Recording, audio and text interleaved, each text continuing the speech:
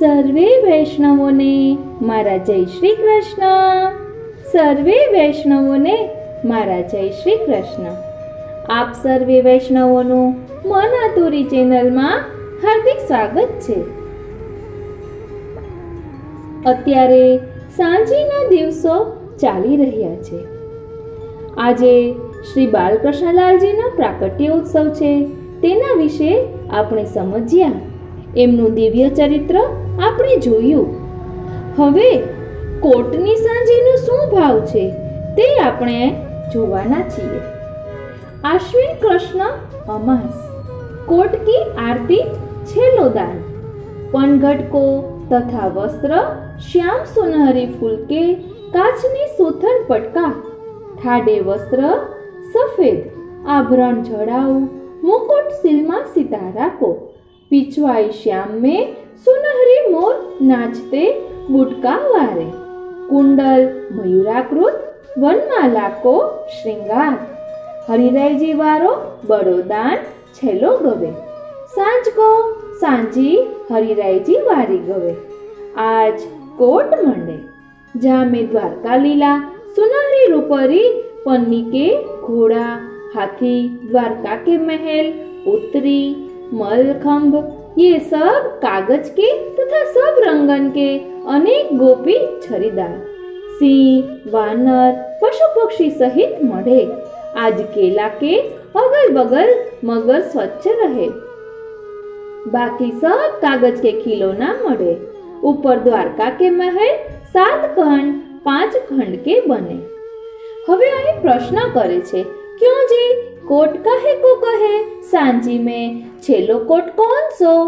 तो तेनो जवाब आपे छे, कोट संध्या देवी को 14 दिन विविध खेलन सो खिलाए, बाकी वर यात्रा निकाली विदा करे. तासो शहर कोट की परिक्रमा के भाव सो कोट मांडे. वैसे व्रज में कोटवन की लीला सो कोट कहे. या में अनेक ढंग सो हाथी घोड़ा सुखपाल आदि सेना सिपाही जैसे वर यात्रा में निकसे तैसे बनावे. संप्रदाय सिद्धांत सो ब्रजराज की राजलीला के भाव सो द्वारका लीला में राजलीला के दर्शन कराए. 14 दिन व्रज लीला करे, राजलीला द्वारका लीला आज कोट की आरती होय तब और पदहु गवे. दान निवेरी लाल घर आए, आरती करत नंद झुकी रानी, और हंसी हंसी मंगल गीत गवाए. ऐसे वचन सुने में श्रवण न बड़े महरी के पूत कहाए. फिर राय बात हंसी बूझत, हमको कहो कहा तुम लाए. लाऊं कहा सुनो कि नमो पे, छीन छीन सबने दधी खाए. श्री विठ्ठल गिरिधरन लाल ने बात नहीं दो बोराए, कुंवरी कुंवर आय दान चुकाई. चुंबत वदन आई द्वार में, जशुमती रोहिणी लेत बलाई. लिए उठाय गोद अपनी में, बैठी भवन में जाए. पूछत को जीत्यो को हार्यो, बोले मुरी मुस्काई. यह व्यवहार दान को ऐसो, मेरो राधिका उमग्यो चाहियो. श्री विठ्ठल गिरिधरन लाल संग, यूं ही खेलो इन्हें खिलाओ. वैष्णवन में मनु महाराज के वंश में धर्म के लक्षण एक ताला विचिन्न रहे हैं, ताको वैष्णव कहे हैं. श्री द्वारकेश जी ने 10 लक्षण निर्मित किए, वे ही मनु के 10 धर्म मिले हैं. धृति क्षमा दमो अतेयम, शौचमिंद्रिय निग्रह, धीर्विद्या सत्य क्रोधो दशकम धर्म लक्षणम. द्वारकेश जी महाराज.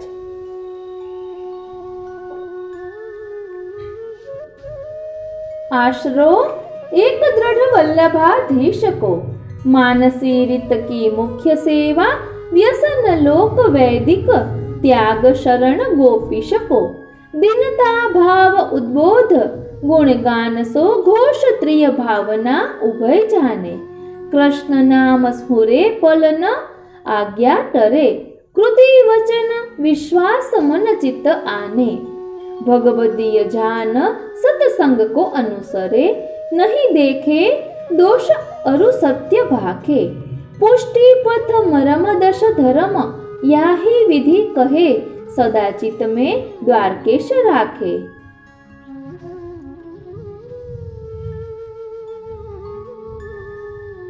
धृति यानी धैर्यपूर्वक आसरो राखनो। क्षमा यानी वैष्णव को क्षमाशील होनो। दम यानी इंद्रियन को वश में रखनो।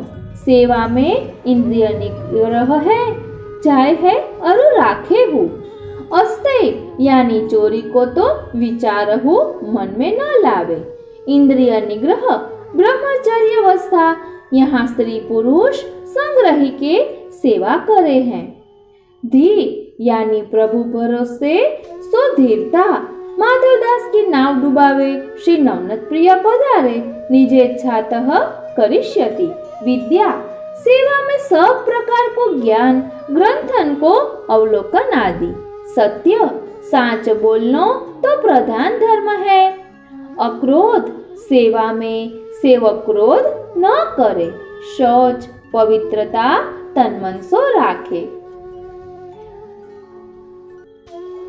તેવી જ રીતે પુષ્ટિ માર્ગીય વૈષ્ણવનું સ્વરૂપ શ્રી હરિરાય મહાપ્રભુજીએ દર્શાવ્યું છે।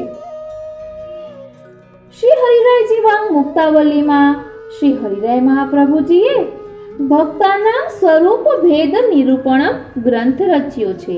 તેમાં વૈષ્ણવનું સ્વરૂપ દર્શાવવામાં આવ્યું છે। સૌપ્રથમ આપણે વૈષ્ણવ કોને કહેવાય તે જોઈશું।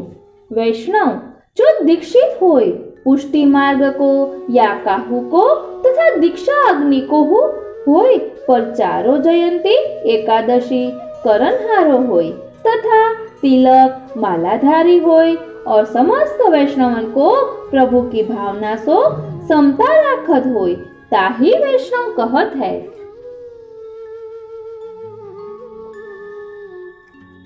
અહીં વૈષ્ણવનું લક્ષણ દર્શાવવામાં આવ્યું છે કે જેને બ્રહ્મસંબંધ લીધેલું હોય, ચારે જયંતી કરતા હોય, એકાદશીનું વ્રત કરતા હોય અને તિલક માલાધારી હોય, તેમજ સમસ્ત વૈષ્ણવને પ્રભુની ભાવનાથી સમતા રાખતા હોય, તેને વૈષ્ણવ કહેવાય। આપણે ભાવ હરિગુરુ વૈષ્ણવમાં સરખો ભાવ રાખવાનો, પરંતુ વ્યવહાર એક સરખો ન હોય। પ્રભુનો વ્યવહાર પ્રભુ જેવો હોય, ગુરુનો વ્યવહાર ગુરુ જેવો હોય અને વૈષ્ણવનો વ્યવહાર વૈષ્ણવ જેવો હોય। વ્યવહારમાં ભિન્નતા હોય, ભાવમાં ભિન્નતા ન હોય। હવે ભગવદીયની વ્યાખ્યા કરે છે। ભગવદીય दीक्षावारो होय भगवत धर्म, प्रभु लीला आदि तथा उनके सेवा आदि लीला आदि में जान के करवे वे उत्सुक होय, सबन में प्रेम भाव राखत होय, ताही भगकृष्णाय कहत है। એટલે અહીં ભગવદીયની વ્યાખ્યા આપી છે। કાલિંદી બેટીજીના વચનામૃતમાં પણ હતું કે જલ્દી કોઈને ભગવદીય ન કહી દેવા જોઈએ, કારણ કે ભગવદીય શબ્દ ખૂબ જ ઉચ્ચ કક્ષાનો છે। આપણે કોઈને ભગવદીય કહીએ અને ત્યારબાદ તેના દોષો જોઈએ તો ખૂબ જ અપરાધ પડે। એટલે તેનામાં ભાવ બહુ છે, તે વૈષ્ણવ ખૂબ ભાવવાળા છે એવું કહેવાનું। ભગવદીયના લક્ષણ અહીં દર્શાવ્યા છે કે જેને સાક્ષાત પ્રભુની લીલાના દર્શન થતા હોય, સેવા લીલા આદિમાં તેને તે ભાવ થતો હોય, સાનુભવ થતો હોય અને તે સતત ઠાકોરજીની લીલાના અનુસંધાનમાં ઉત્સુક હોય, બધા પ્રત્યે પ્રેમ ભાવ રાખતા હોય, તેને ભગવદીય કહેવાય। હવે તદીય કેને કહેવાય તેનું લક્ષણ દર્શાવે છે। તદીય भगवत धर्म सो पूर्ण परिचित और भगवत कृष्णयता में पूर्ण और भगवान और भक्त के सेवन में तत्पर होय, ऐसे को तदीय कहत है। એટલે કે જે ભગવત ધર્મથી સંપૂર્ણ રીતે પરિચિત હોય, ભગવાન અને ભક્તની સેવા કરવામાં તત્પર હોય, તેને તદીય કહેવાય।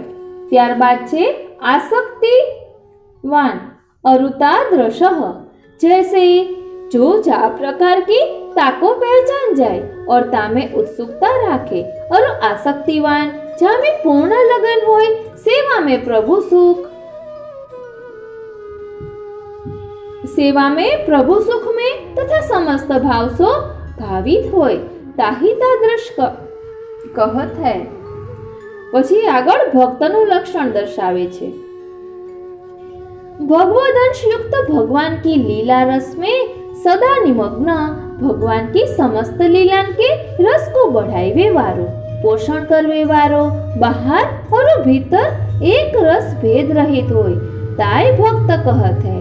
ये चारों भक्त वैष्णव, तादृशी, भगवत कृष्णमय और तदीय ये धर्म अर्थ काम मोक्ष युक्त माने हैं, तथा पांचवो भक्त पुरुषार्थ रूप में फल रूप माने हैं। गोसाई जी श्री विठलेश वैष्णवन में या प्रकार रूप माने हैं। वैष्णव मर्यादी, भगवदी स्नेही, प्रेमी, आसक्तिमान और व्यसनी, इनके उदाहरण के ताई वार्ता 223 वैष्णव झवेर चंद भाई की देखनी चाहिए। ये गुजरात सो गोकुल आए। वांछा कल्पतरुभ्यश्च कृपा सिंधुभ्य एव च पतितानां पावनेभ्यश्च वैष्णवेभ्यो नमो नमः। એટલે અહીં વૈષ્ણવની મહત્તા દર્શાવી છે। પ્રીત બંધી શ્રી વલ્લભ પદ સો और न मन में आवे हो, पढ़ी पुराण खट दर्शन नीके, जो कछु को बतावे हो। जब ते अंगीकार कियो है मेरो, तब ते न अन्य सुहावे हो। पाय महारस कौन मूढ़मति, चित तित चित भटकावे हो। जाके भाग्य फले या कली में, सोई शरण जन आवे हो। नंद नंदन को निज सेवक वे, दृढ़ करी बाह गहावे हो। जिनको करो भूल मन शंका, निश्चय करी श्रुति गावे हो। रसिक सदा फल रूप जान के, ले अचंग उछंग हुलरावे हो। सूरदास जी हो गाए हैं। यह सब जाने भक्त के लक्षण, को वंदो को निंदो, को मारो मुरले भजन। को कहे मूर्ख अज्ञानी, को कहे बड़ो विचक्षण। को मान दे चंदन डारे, को मारे पत्थर अगछन। भली बुरी कछु मन में न लाए, कृष्ण चरण रति डरे न इकछन। सूरदास हरि मगन वे याते, गिरधर मिले ततछन। ત્યારબાદ અહીં પુષ્ટિ માર્ગના 5 સાધન દર્શાવવામાં આવ્યા છે, તે આપણે આવતા પાઠમાં જોઈશું। ખૂબ જ સુંદર રીતે દર્શાવવામાં આવ્યા છે। ત્યારબાદ પંચતત્વ પણ દર્શાવવામાં આવ્યા છે। આપણે પુષ્ટિ માર્ગના 5 તત્વોનું ધોળ પણ ગાઈએ છીએ। અને ગુરુદેવને પધરાવવાની શું ભાવના છે, કયા ભાવથી ગુરુદેવને પધરાવવા જોઈએ, અને પુષ્ટિ માર્ગમાં પૂજા નહીં તો શા માટે પૂજા નહીં અને સેવા કહેવામાં આવે છે, તેનું પણ વર્ણન દર્શાવવામાં આવ્યું છે। ખૂબ સુંદર રીતે વર્ણન છે, તે આપણે પછી આવતા પાઠમાં જોઈશું। તેમજ ગ્વાલ મંડળીની શું ભાવના છે, અધરામૃત કોને કહેવાય, એ બધું જ વર્ણન આપણને શ્રીનાથજી સેવા રસોદધીમાં આપેલું છે। કીર્તન મંડળીની શું ભાવના છે, મુકુટ જડાવ 16 પ્રકારના છે, તેનું પણ વર્ણન દર્શાવવામાં આવ્યું છે। આ બધું આપણે પછી આવતા પાઠમાં જોઈશું। આજનો આ સત્સંગ શ્રીનાથજી, શ્રી યમુનાજી, શ્રી મહાપ્રભુજીના ચરણારવિંદમાં સમર્પિત કરું છું।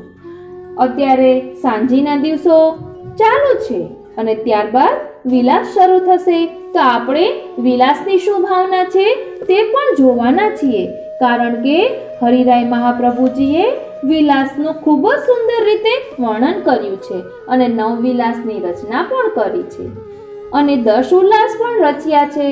10 ઉલ્લાસની ભાવના પણ ખૂબ જ સુંદર છે કે જે આપણે મૂળ પુરુષ ગાઈએ છીએ તે રીતે જ તેવો જ રાગ છે. ખૂબ સુંદર છે. તે આપણે પછી સાંજના દિવસોમાં જોવાના છીએ, તેનું રસ દર્શન કરવાના છીએ. એક વૈષ્ણવના મનોરથ સ્વરૂપે બલિદાન લીલાનું આપણે ભાવ દર્શન કરીશું. મારી અલ્પમતી પ્રમાણે પ્રભુ જે રીતે પ્રેરણા કરશે તે રીતે આજનો આ સત્સંગ શ્રીનાથજી, શ્રી યમુનાજી, શ્રી મહાપ્રભુજીના ચરણારવિંદમાં સમર્પિત કરું છું. જય શ્રી કૃષ્ણ.